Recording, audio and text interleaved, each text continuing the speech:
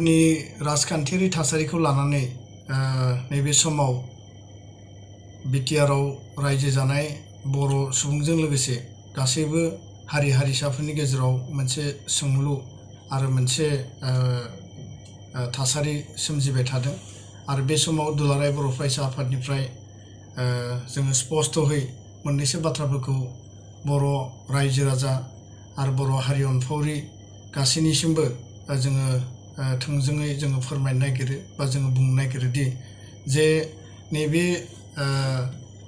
BTR जि बिसायख'थि बे बिसायख'थिनि उनाव 7 आरो 10 डिसेम्बराव जि बिसायख'थि जाबाय 12 डिसेम्बराव बिनि रिजाल्टआ फैबाय आरो बिनि उनाव रावबो हान्जाया एबसुलेट मेजरिटि बेयाव मोननो हायाखै नाथाय पोस्ट पोल एलायन्स हिसाबै इउपिपिएल राजखान्थि हान्जाया मोन 12 सीट बिजेपिआ मोन 9 सीट आरो जिएसपिआ मोनसे सीट बे मोनथाम राजखान्थि हान्जाया ज' लोगो नांनानै बिथांमोना सरकार बानायनायनि गासैबो प्रक्रियाखौ बिथांमोना मावफुंबाय आरो मावफुंनायनि उनाव इउपिपिएल लेड बिजेपि आरो जिएसपि जि बिटिआरनि गोदान सरकार बे सरकारनि चिफ हिसाबै प्रमद बर' बिथांखौ आरो डेपुटि चिफ हिसाबै गबिन्द बसुमतारी बिथांखौ सरकारा सरकार बानायनायनि जे प्रक्रिया बे प्रक्रियाबो मावफुंजाबाय दा दिनैनि समाव नैबे सरकार बानायनायखौ लानानै बिपिएफ राजखान्थि हान्जाया आसामनि जे हाइकर्ट दङ बे हाइकर्टआव बिथांमोना चेलेन्ज खालामनानै पिटिशन होदोंमोन रिट पिटिशन आरो बे पिटिशन बायदियै 26 तारिखनि सिगाङाव जिहेतु फ्लोर टेस्ट खालामनो थाखाय हाइकर्ट महामान्य हाइकर्टआ अर्डार होदों आरो गाबोनो फुंनि 10 बाजियाव क'क्राझारनि जे बड'लेण्ड सेक्रेटारियेट जे काउन्सिल एसेम्बलि हल दङ बे हलाव गासैबो हान्जानि देरहासारनाय बिजाथिफोरखौ लानानै कम्पोजिट फ्लोर टेस्टनि थाखाय बेयाव हांख्रायनाय जादों आरो बे बाथ्राखौ लानानै बे समाव गोबां आफादफोरा आरो गोबां राजखान्थि हान्जाया गोबां आपिल होनायखौ जों नुनो मोन्दों दुलाराय बर' फरायसा आफादा नैबे बिसायख'थियाव जोङो थोंजोङै इउपिपिएल राजखान्थि हान्जाखौ मदद होदों आरो मदद होनायनि गुदियावनो दङ जे एबसु एनडिएफबि आरो इउपिपिएल राजखान्थि हान्जा बा जइन्ट एक्सन कमिटि जों ज'है बड'लेण्ड जेंना सुस्रांनायनि थाखाय जोङो सोमावसारबोदों हाबा मावबोदों राजखान्थियारि दिगाव आरो इउपिपिएल राजखान्थि हान्जाया जिहेतु बड'लेण्ड सोमावसारनायाव बिथांमोना जड़ित जानानै दङमोन दिनैनि समाव बे राजखान्थि हान्जायानो एबाराव बिथांमोना थोंजोङै बिसायख'थियाव कन्टेस्ट खालामदों आरो दुलाराय बर' फरायसा आफादा बिटिआर सुक्तिनि मोनफ्रोमबो दफाफोरखौ रोखायै आबुङै मावफुंनो थाखाय जोंनो मोनसे मोजां सरकार आरो बे सरकारा जाहाथे गोजोन गोरोबथानि गासैबो दफाफोरखौ मावफुंनो हायो बेनिखायनो जोङो बेखौ थोंजोङै सापर्ट होनाय जादोंमोन दा बे समाव बर'जों बर' बा इउपिपिएल बिपिएफ ज' लोगो नांनानै सरकार दानांगौ होननायनि जि बाथ्रा बेयाव फैबाय थादों बा गोबाङानो आपिल खालामदों बे बेलायाव दुलाराय बर' फरायसा आफादा जोङो नन पलिटिकेल ससियेल आरो फरायसा आफाद हिसाबै जोङो बे बाथ्राखौ स्पष्ट बुंनो नागिरो जे थांनाय 17 बोसोरनि जि बिपिएफनि जि सरकार बे सरकारनि समाव बे ओनसोलाव जेरैबायदि सासन खालामबाय बेयाव माने गोबां बन्सित जानो गोनां जादों गोबाङानो बेयाव नांगौ बायदि जौगानायखौ मोनाखै आरो बेयाव गोबां करापसन बेयाव गोबां माने एडमिनिस्ट्रेशन बेयाव जादों आरो जायनि थाखाय मानसिफोरा बयबो बुंदों जे परिबर्तन नांगौ चेन्ज नांगौ आरो दिनै थारैनो परिबर्तना फैबाय आरो बे परिबर्तनखौ लानानैनो दिनै गोदान मोनसे इउपिपिएल लेड बिजेपि आरो जिएसपिनि मोनसे सरकार दा बेखायनो नैबे समाव बर' माहारिबाद बर' नेशनेलिज्म जातीयताबादखौ लानानै दुलाराय बर' फरायसा आफादा जों माब्लाबाबो कमप्रमाइज खालामनायनि बाथ्रा गैया आरो अलरेडि जिहेतु इउपिपिएल बिजेपि जिएसपि सरकारा अलरेडि दाजाबाय गाबोननो बिनि फ्लोर टेस्ट जागोन आरो इउपिपिएल बिजेपि जिएसपिनि आखायाव जिहेतु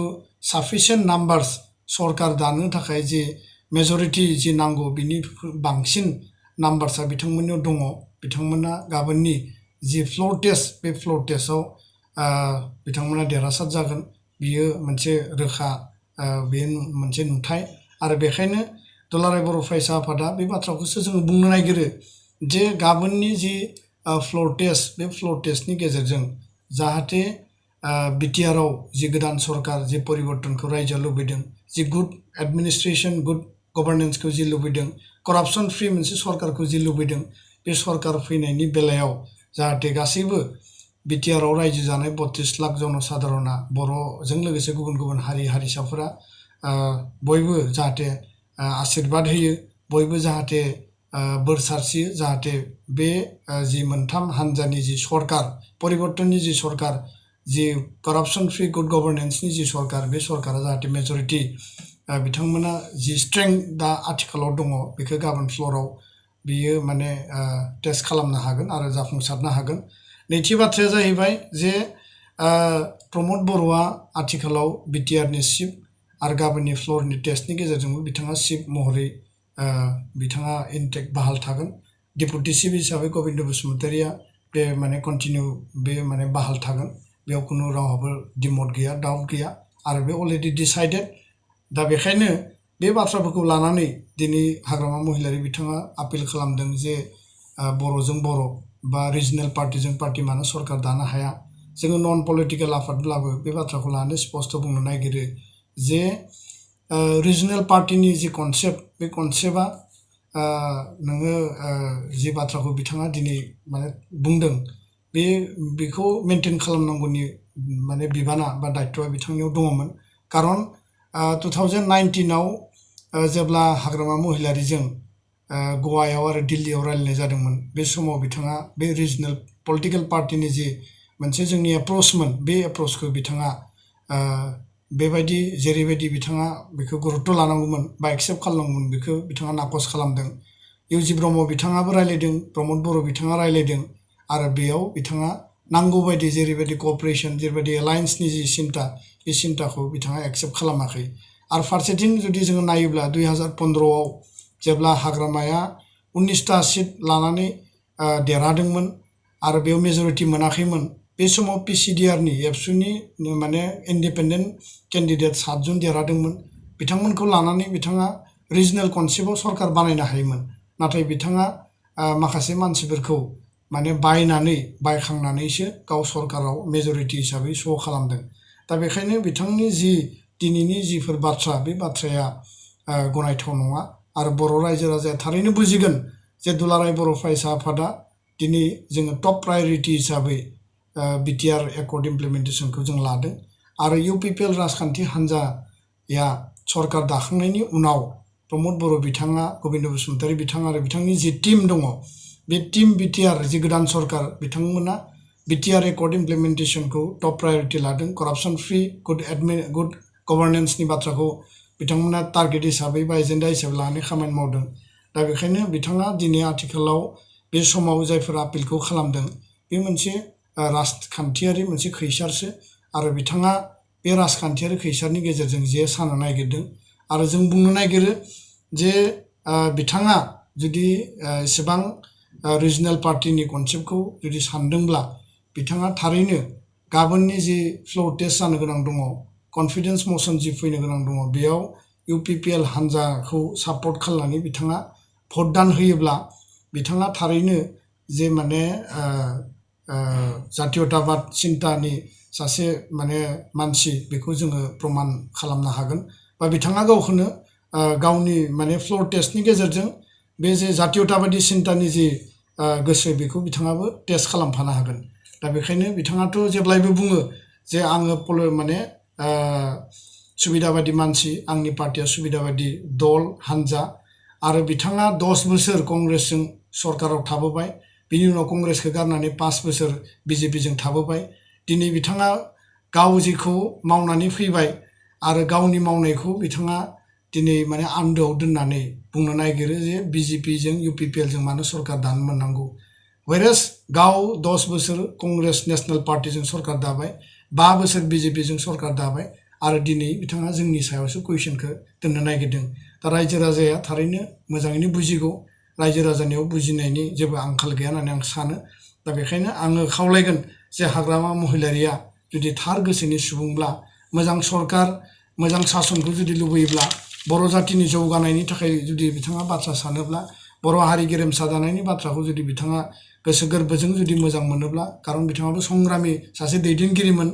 दा बे सिन्ताया जुदि बिथांनियाव दङब्ला गाबोननि फ्ल'र टेस्टआव बिथाङा प्रमद बर' गबिन्द बसुमतारीनि जि दैदेननाय बिटिआरनि गोदान सरकार बे सरकारनोनो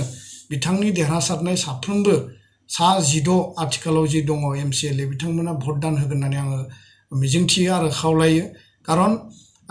बयबो लुबैदों जे गोदान सरकार फैनांगौ मोजां सरकार फैनांगौ गुड एडमिनिस्ट्रेशन जानांगौ रायजो राजानि जौगानाय गोरिब गुन्द्रानि जौगानाय फारसेथिं जोंनि सेंग्रा सिख्ला लाइमोन जों बिथांमोना साख्रि बाख्रि मोननांगौनि बाथ्रा बा बिथांमोननो जों संस्थापन होनांगौनि बाथ्रा बे गासैबो ओभारअल बर' हारि थांना थानायनि थाखाय बर' हारिया जौगानांगौनि थाखाय दिनै बिटिआर गोजोन गोरोबथानि गेजेरजों बर' रावा आसामनि एसोसिएट अफिसियेल लेंगुवेज स्टेटास मोनबाय फारसेथिं नोङो डाइरेक्टरेट फर बड' मिडियाम माने जोङो मोननो हाबाय गुबुन फारसेथिं जोंहा एरिया एक्सटेनसननि खामानि मावनो गोनां दङ आरो बेयाव नोङो सिटआ अलमस्ट माने 60 जोङो नाम्बार्स बारायनांगौनि बाथ्रा दङ आरो बिनि बादैबो गोबां जोंहा जेफोर माने दङ दिनै बर' कसारी काउन्सिल बे काउन्सिलखौ दानांगौनि खामानि कार्बि आंलंनि बर'फोरनि ST हिलनि स्टेटास होनांगौनि खामानि बे खामानिफोरा भारत सरकार आसाम सरकारनि गेजेरजों बिटिआरनि गोदान सरकारा थाफानानै खामानि मावनो गोनां दङ गभर्नमेन्ट टु गभर्नमेन्ट रिलेसन आरो कअपारेसन डिसकासननि गेजेरजों बेफोरो मावनो गोनां दङ दा बेखायनो आं सानो जे रायजो राजानियाव खुनु गोनो गोथो गैया राजखान्थियाव बबे थासारियाव माबायदि पलिसिजों खामानि मावनांगौ दैदेनगिरिफ्रा डिसिसन लायो आरो दिनै अलरेडि बे डिसाइडेड UPPL लेड BJP आरो GSP जि सरकार बे सरकारा अलरेडि डिसाइडेड आरो बे पोस्ट पल एलायन्सनि जि सरकार बे सरकारखौ गोदानै रिथिंकिं खालामनायनि बाथ्रा गैया आरो बर' रायजो राजाया दिनै बयबो बे सरकार जानायखौ लानानै बयबो गोसो गुदुङै बरायदों आरो बिथांमोना वेलकाम खालामदों दा बेखायनो बेबायदि रिजनेल कनसेप्ट लानानै सरकार बानायनायनि जि मोनसे सिन्ता होदों बे सिन्ताया बे मोनसे राजखान्थियारि खैसार होननानै आं सानो खारन बे माने जि प्रिन्सिपल बे प्रिन्सिपलखौ बिथांमोना मेनटेन खालामबोआखै आरो मेनटेन खालामनायमोनब्ला 10 बोसोराव कंग्रेसजों 5 बोसोराव BJPजों थानानै हाग्रामाया नेशनेल पार्टी आरो रिजनेल पार्टीजों सरकार खालामनाय नङामोन व्हेरेस बिथांमोना PCDRनि टाइमाव 7 जन MCLAखौ लानानै बिथांमोननोबो स्पेस होनानै EM होनानै सरकार सालायनायनि थाखाय बिथांमोना मोनसे एक्जेम्पलारि स्टेप लानो हायोमोन दा दिनै जोंखौ बिथांमोना जेरैबायदि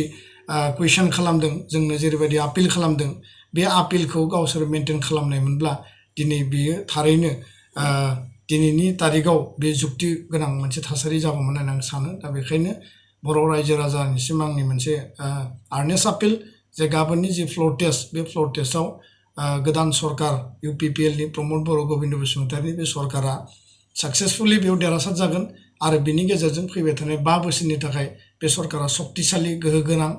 आरो लोगोसे रायजो राजानि खामानि मावनो हागोन होननानै आं सानो दा बेखिनि बाथ्राखौनो बुंबाय गोजोन्थों।